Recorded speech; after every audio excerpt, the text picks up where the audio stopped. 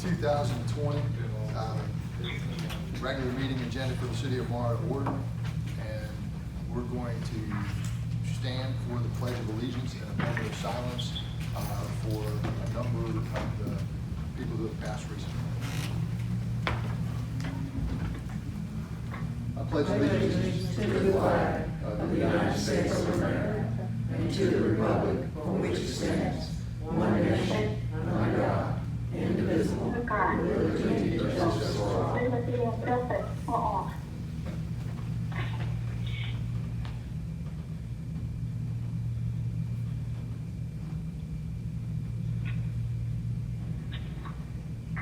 Please be seated.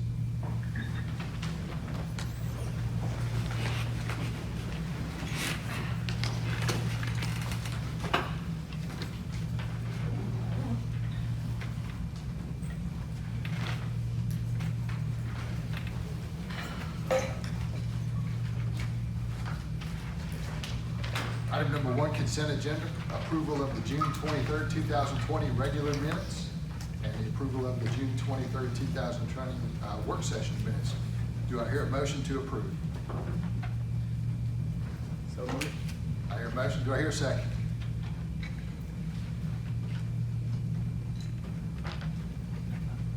Second. Motion and a second. Determine who that I was. assume everybody's still back on. Let's make sure everybody's on. Okay. All those in favor say aye. Ms. Dean? Aye. Ms. Knight? Aye. Ms. Tran? Aye. And Mr. Clark? Aye. Motion passes unanimously. Meeting agenda, approval of July 14, 2020 meeting agenda. Do I hear a motion to approve? Make a motion? Do I hear a second?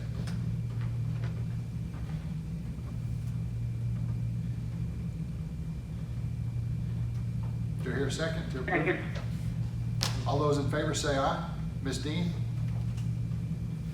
Aye. Ms. Knight?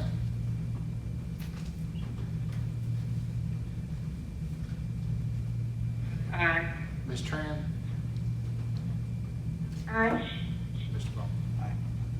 Motion passed unanimously.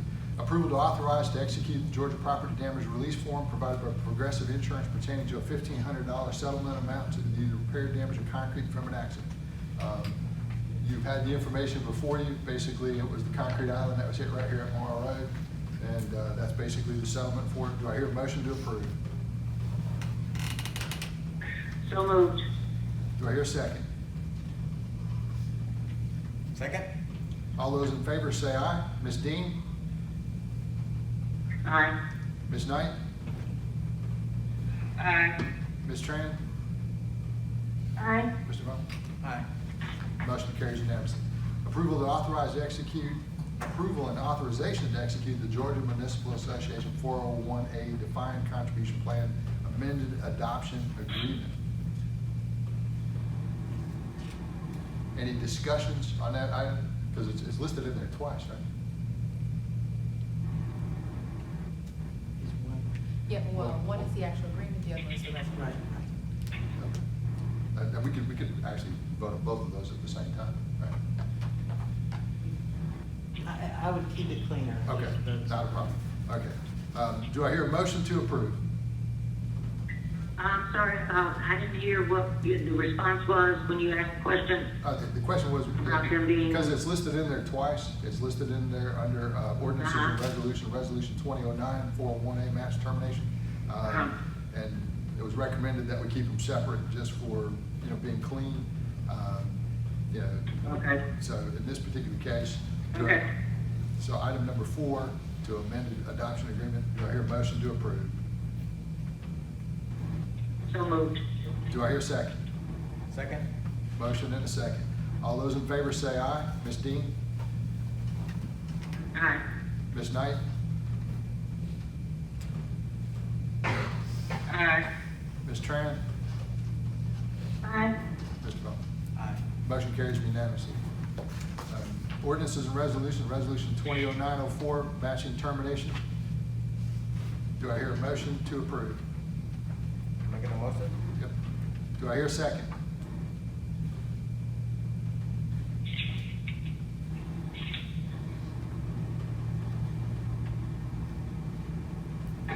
is there a second?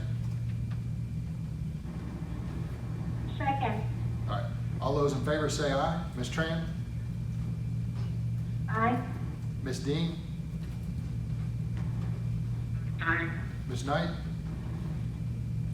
Aye. Mr. Moore? Aye. Motion passes unanimously. Resolution 2010, Georgia Fund 1, basically adding Angela to the,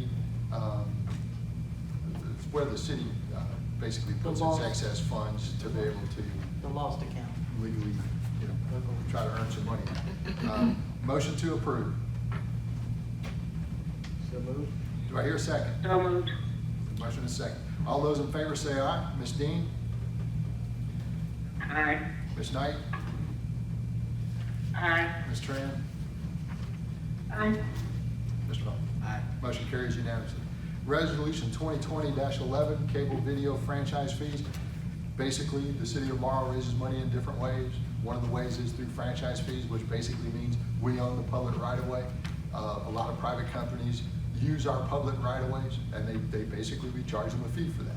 That's called a franchise fee. We do it for power, we do it for natural gas, we do it for cable, internet, however you want to call it. So basically, this is updating basically the franchise that the city already collects as a revenue source at a percentage that is already something that is allowed by law at the same percentage. Do I hear a motion to approve? So moved. Do I hear a second? Second. All those in favor say aye. Ms. Tran? Aye. Ms. Knight? Aye. Ms. Dean? Aye. Mr. Moore? Aye. Motion carries unanimously. General comments, city manager. No comments? No comment.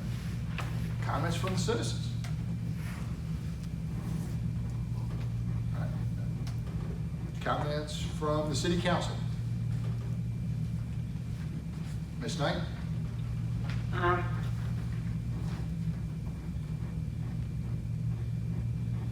Ms. Dean? Go ahead, Ms. Dean. It sounded like you had a comment. If I may, I would like to say that,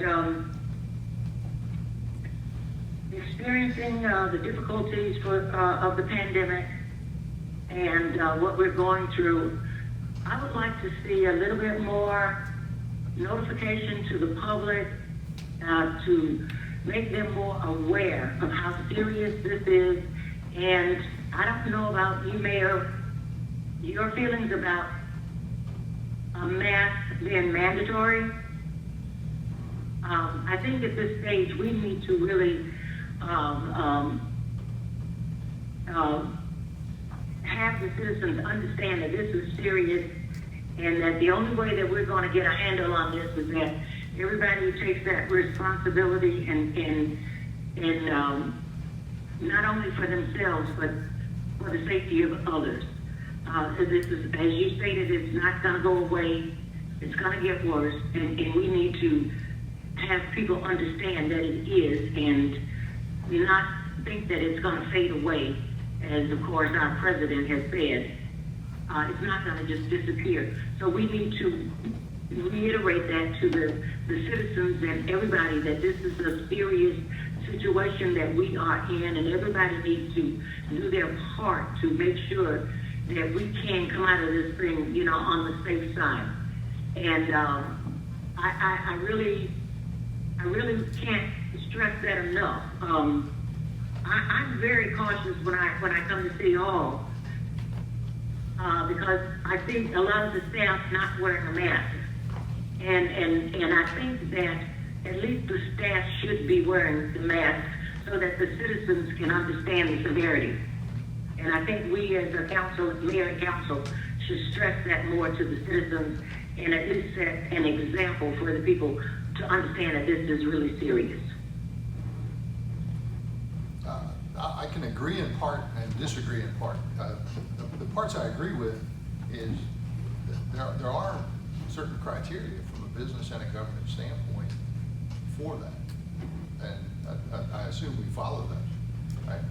Then the second part would be the mandatory for just everybody in the city. First, even if the cities, go out on the deep end, which some of them have, they're not overriding the governor's orders. They can say it all they want to, you know, it's not valid. You know, so then us putting laws in place that are unenforceable, first it's illegal, right? And then God forbid somebody actually goes out there and enforces it, you know, we're violating your rights, right? I don't have to like it. The point being is you can't do it, right? So those people who are making, you know, pomp and circumstance, how do you expect people to, you know, which laws do you choose to enforce then? Which laws do you choose to follow? How about you pass a law and enforce it, but you make sure that you have an enforceable law to start with. So you're not gonna get past the governor's order. Maybe he changes his mind in the future. We know this thing isn't gonna go away. You know, responsibility does fall to the individuals. You know, most of these people in this room are, you know, fairly decently spread apart. You can't say that everywhere.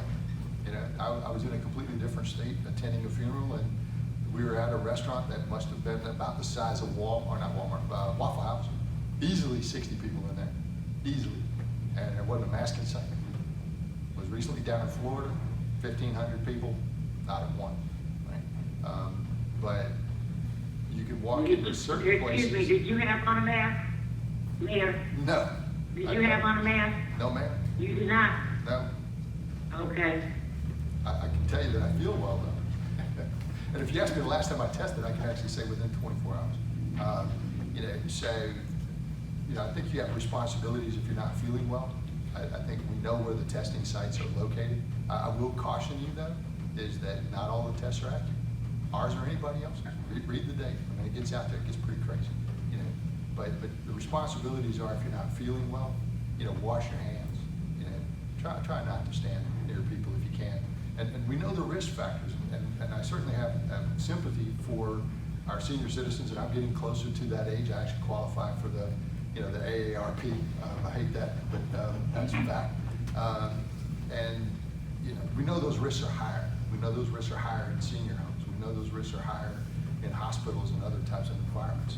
So in those areas, you know, I think again that the governor has basically laid down some pretty solid law to protect people as best we can. But I sympathize, and I realize this is not going away. But it works both ways. You know, if you went to the Walmart recently, you know, let's face it, you're not standing 6 feet behind the next guy. You're just not, at least not at this one. So, but I would like to take the moment to remind the council, not that you don't know, but sometimes you just forget to remember things. You know, our points of service, people don't typically come en masse to the police department. They don't come to the fire department. We are out going to them. And even if they do come to the police department, we have the plexiglass, so our environment is inherently safer. Here in City Hall, we have the same thing. We do require gloves and masks at the front desk where they're interacting with the customer. So really, it's more about keeping ourselves from ourselves, which we've grown in the habit of. And even here, where we collect people, these are not randomly chosen. You're sitting in seats that have been measurably 6 feet apart. So, and I mean, I appreciate the concern, and we're going to, of course, do whatever the council advises, but I do feel like that we're now, safety, sort of the precaution of it, is the new norm. And so, but, you know, certainly messaging on Facebook and the marquee and the website, we can ramp that up and just And remind me. I love what you just said, Councilwoman Dean. That's part of our Come out on job the safe is- side. is I mean, help. that, you know, we can do that. I think any way that we can inform the public and remind the public, I think we should be doing something, you know, to let them know that we're concerned about their safety and their health, and to remind them. Sure, and no problems with that. That's just good old fashioned caution. Yeah, and we got the ability, why not? Good point. Any other questions or any other comments, Ms. Dean? That's it for me. Okay. The mayor. Oh, there he is. I'd like to. Go ahead. I'd like to welcome our new director of public works. Sorry that I couldn't get in to meet him. Is he in the chamber tonight? He is. He is. Matter of fact, we're going to have him stand up and introduce himself. So good point. Good evening, Okay. everyone. My name is Billy Warren. I'm the Good evening. hired Public Works Director. I'd like to say it's a pleasure to be here. I look forward to working with the team and providing services and doing all the wonderful things that the Public Works Department does. And also look at how we can modify and change things to improve upon the quality and quantity of service that we provide on a daily basis. Thank And you he very loves much. his new boss. And did you have a cell phone number? Yes, sir. I do have a cell phone number and business card, so if you need them, please, I'll be more than happy to share that information before I leave. Just make sure you get that as part of the public record, because, I want to make sure that everything just, it's perfect. It's perfect. Thank you, sir. Thank you, sir. Right. I have two, and they're more somber. One is related to, Mrs. McDonald and the passing of her family members, and, we understand that's a tragedy, and we appreciate that very much. And then the second one, is related to the fire department and, Captain Wright, who also passed. But I think that was a little unexpected as well. Do you have any information about that, Chief? I don't have any information as far as. Chief Smith, can you walk up to the front to make sure everyone on the Sure. call can hear you? So For Captain those who Wright, don't know, just kind of tell them, because I mean, he was still employed. Captain Wright was a member of the fire department since 1999. He passed away last Tuesday. We found out about it Wednesday, just by someone. He had been to the hospital the previous weekend and thought he was going to make a full recovery. And a friend went by to check on him and found him deceased at his home. He was a great employee, captain, 21 years. He's also 20 years in the military. He was a patriot, community servant, and just a great guy. It's a big loss for us. He had planned to retire September 1st, but that was cut short, obviously. There are no arrangements right now. As soon as they are available, I will put that out to the city, and that'll be dispersed to everyone. Treat him right.